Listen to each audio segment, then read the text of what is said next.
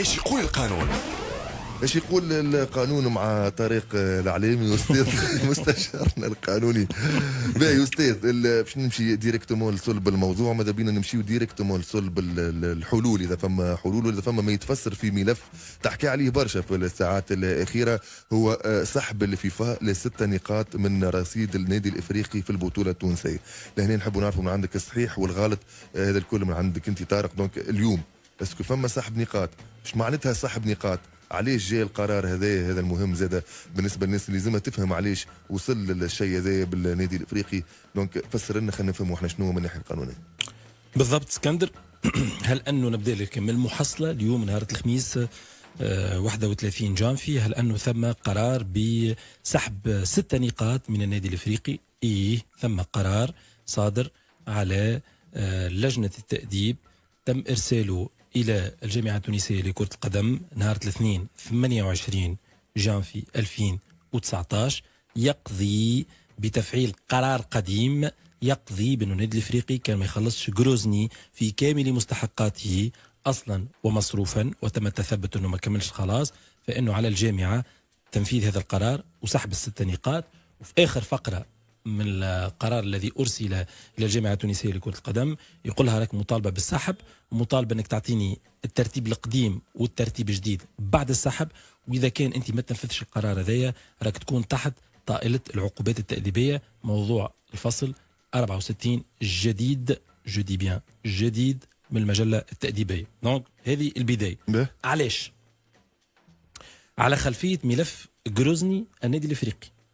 مش مدخل جروزني في النادي الافريقي. ايزيكيل اللاعب السابق للنادي الافريقي مشى لجروزني، ومن بعد من جروزني جاء للنادي الافريقي. ثم معلوم صفقه انتقال النادي الافريقي كان لازم انه يخلص فيها الفريق الروسي هذا.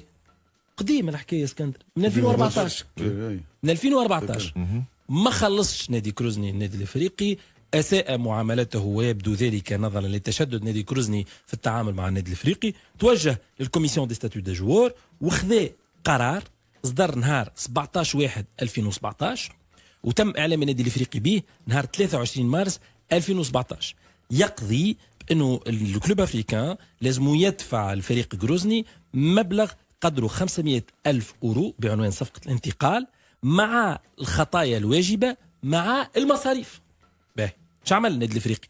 هز القرار هذاك في 2017 بعد ما تم الاعلان به نهار 23 مارس 2017 ومشي اسكندر للتاس وطعن في القرار هذا. التاس ما نقضتش القرار وقالت راهو صحيح ويا الكلوب افريكان لازمك تدفع المبالغ هذه، بل انها زادته معلوم اخر نتاع مصاريف واجبه الدفع على النادي الافريقي. اصبح قرارا باتا وقابل للتنفيذ الرياضي. عاود رجع القرار للفيفا، الفيفا حالته للجنه مرجع النظر اللي هي لجنه التاديب نتاع الفيفا، قالت لها تفضل راه ثم قرار طبقوا.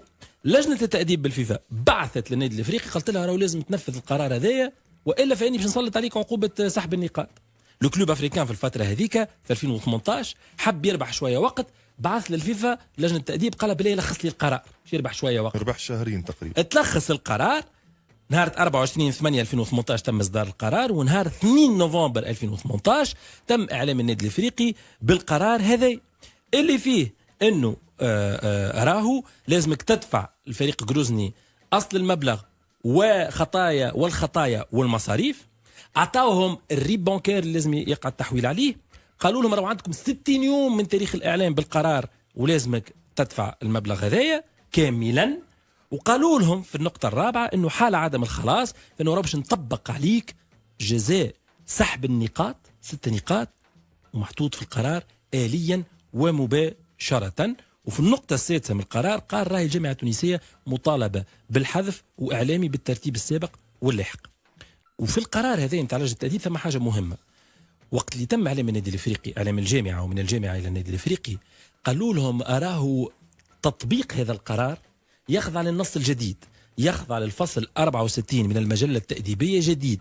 الفصل 64 من المجلة التأديبية جديد للاتحاد الدولي لكرة القدم اللي هو تحط نهار 9 مايو 2018 ودخل حيز التنفيذ نهار 23 مايو 2018 خلافا للنص القديم. فاش النص القديم كانت الجمعية الدائنه هي اللي تمشي تعلم الفيفا وتقول لها راهو ما خلصونيش وتفضل تسلط عليهم العقوبات بعد انقضاء الاجل.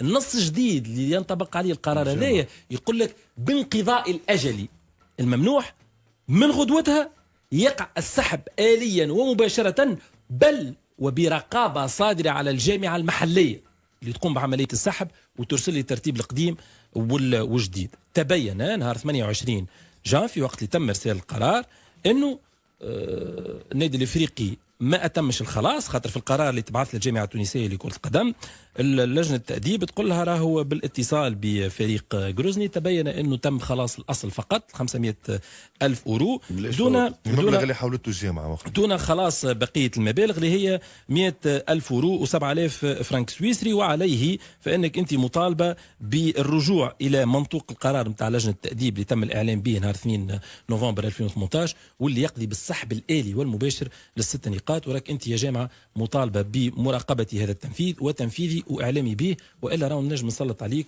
عقوبات تاديبيه للجامعه التونسيه لكره القدم. به لهنا وصلنا انه القرار موجود والزام الجامعه بسحب 6 نقاط من رصيد النادي الافريقي. بعد فما جديد انه سمعنا انه النادي الافريقي كمل المبلغ نتاع التاخير وبعثوا للفريق هذا جروزني. ما نعرفش وقتها يصير الاعلام الفريق الروسي يعلم الفيفا اسكو وقتها النادي الافريقي ينجم نقولوا يخرج من الورطه هذيا والفيفا ممكن ترفع العقوبه وتعلم الجامعه برفع العقوبه. فما حاجات جدد صاروا في الموضوع هذا طارق، فما امكانيه انه النادي الافريقي يحافظ على النقاط نتاعو في البطوله. شوف الجواب سامحني ديما نحكي على النيه انك وصلت عندك 600 باش تخلصهم 600 الف اورو خلصت منهم 500 ديما عندك النيه انك باش تخلص. انك من بعد ممكن في سهو نقولوا يا سيدي احنا هيت انا ولا فما غلطه ممكن حتى في التحويل ولا غيره نتاع 100 الف اورو. النيه موجوده في الخلاص وداير الكلوب من بعد بعثت البقيه نتاع المبلغ. شوف السيركولير فيفا عدد 1628 اللي جاء بتنقيح الفصل 64 من مجله التاديب اللي كنت نحكي لك عليه واللي قال راهو داخل حيز التنفيذ 23 مايو 2018. واللي نعاود نقول حال الاعلام بالقرار نتاع لجنه التاديب راهو حطوا لهم قرا يسوليني انه راهو الفصل 64 هو المطبق جديد.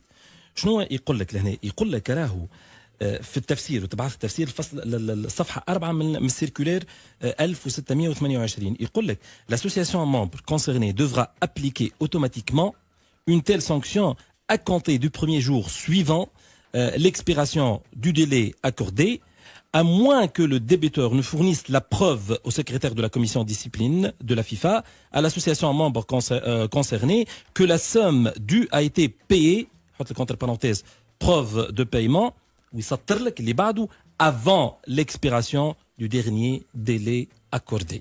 يعني اللي نحب نقول قبل يعني لانه الاستخلاص مهم. لحظه سهيل، انا كنت نتمنى رجاء انه ما يخرجش الخبر نهار 28 فهمناك على الاخر جانفي كل شيء واضح 2018 واضح وما يقعش التداول فيه واضح. ويقع حمايه النادي الافريقي باش يلقى حل باثر رجعي. لانك اليوم للشاباتوار الوحيد انك جروزني تقول لك راني انا الفلوس هذوما تحصلت عليهم وجاوا في الكونت بانكير نتاعي وراه ثم سهو باثر رجعي قبل ما انت تخاطبني يا فيفا وتقول لي هل انك خلصت ولا.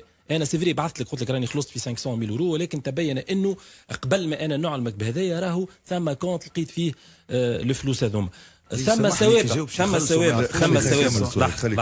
لحظه مهم ثم سوابق في العمليه هذيا في اتحاد جده السعودي انه ما خلصش 10000 اورو ومشى للتاس وطعن في القرار وتم اقرار العقوبه نتاع سحب 3 نقاط.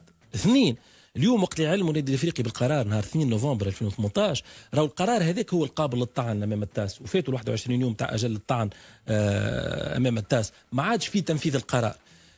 اتمنى انه النادي الافريقي يلقى حل، اتمنى انه الناس تخدم النادي الافريقي وتلقى له حل اداري ماهوش حل قضائي ماهوش تقاضي ماهوش يعني حل اداري كما قلت لك. الشاباتوار الوحيده الممكنه ان يثبت النادي الافريقي انه عمليه التحويل كانت سابقه للتاريخ اللي الفيفا علمت به الجامعه بسحب النقاط وانه جروزني هو اللي عمل سهو في عمليه الاحتساب ويستاندوا جروزني في العمليه هذه. ولو انه نعاود نقول لك ونختم لك كنت اتمنى انه هذا الموضوع النادي الافريقي يخليه عنده الا بعد ان يتم.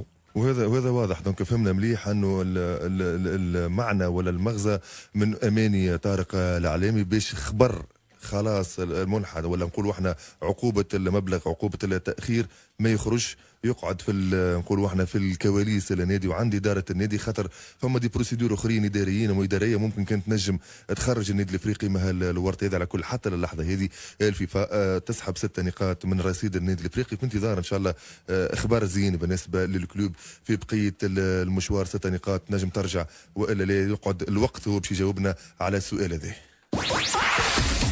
فورم سبور. فورم سبور في 8 دقائق الله غالب، وصلنا حتى للماضي 53 دقيقة باش نبدا بالتليفونات ديريكتومون. ونعرفوا انه قاعدين نحكيو على الاعلام الرياضي في تونس، معادلة فيها حق الصحفي الرياضي في الانتماء الى فريق معين